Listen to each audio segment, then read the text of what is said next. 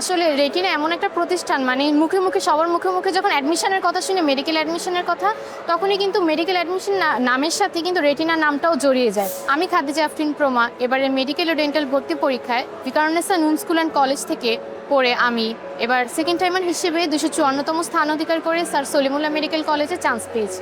আসলে ছোটোবেলা থেকে তো প্যারাগ্রাফে লিখতাম যে বড় হয়ে ডাক্তার হব এই সেই, তবে এইচএসসি জার্নিটা শেষ করার পরে যখন অ্যাডমিশন ফেজটা শুরু হলো আমাদের, তখন একটা সিদ্ধান্ত নেওয়ার বিষয় ছিল। তখন বাবা মা ইমোশনালি বেশ একটা সাপোর্ট করে যে ডাক্তারই একটা নোবেল পেশা এবং এই পেশায় আমার যাওয়া উচিত। তখন থেকে আমার এই ডাক্তারি পেশাটার প্রতি ভালোবাসা জন্ম।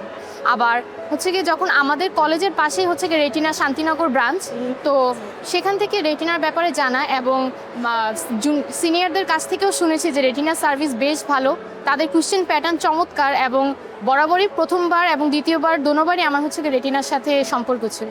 আজকের গ্র্যান্ড সেলিব্রেশনে আমি অংশগ্রহণ করেছি এবং চমৎকার একটা অনুষ্ঠান রেটিনা আয়োজন করেছে, তার জন্য রেটিনাকে ধন্যবাদ।